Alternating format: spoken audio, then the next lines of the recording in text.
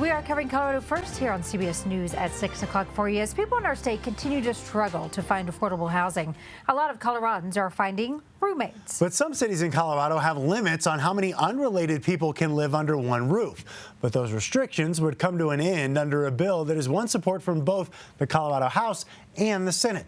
Dylan Thomas is your reporter in northern Colorado and joins us live tonight in Fort Collins. Now, Dylan, this is a statewide measure, but it will affect communities like Fort Collins differently than places like here in Denver.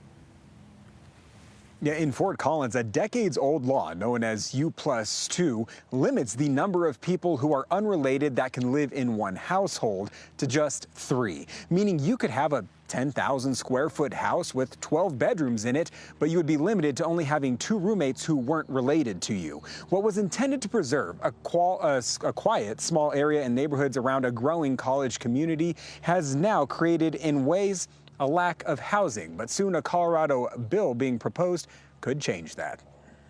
The estimate from the city is 15,000 empty bedrooms, and we're also having an affordability and an availability housing crisis. Which is why Fort Collins, for years now, has been working on modifying the law known as U+2, a law which lets only families have more than 3 people in any given home. The definition of family has changed over time.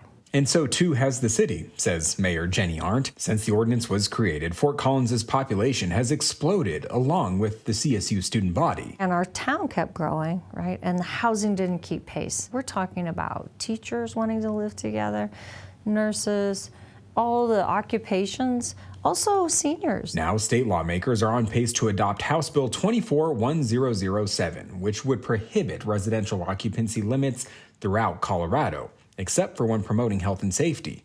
Some opponents have said changing laws like U+2 could create louder neighborhoods, parking congestion, and more. Honestly, nobody wants to live next door to the house. It's extremely noisy, doesn't shovel, doesn't mow. I do think that that's not really based on the number of people who live there. Fort Collins City Council has, for now, taken a neutral stance on the bill.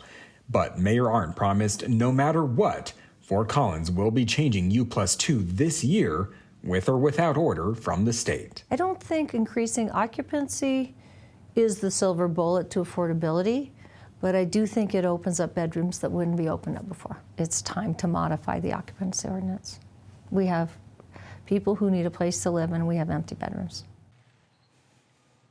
Again, that bill is making its way through the state capitol down in Denver. However, Governor Polis has shown interest in signing it if it gets to his desk. In the meantime, in Fort Collins, the city council will be meeting tonight to have a workshop on their ordinance to see what changes they may be making.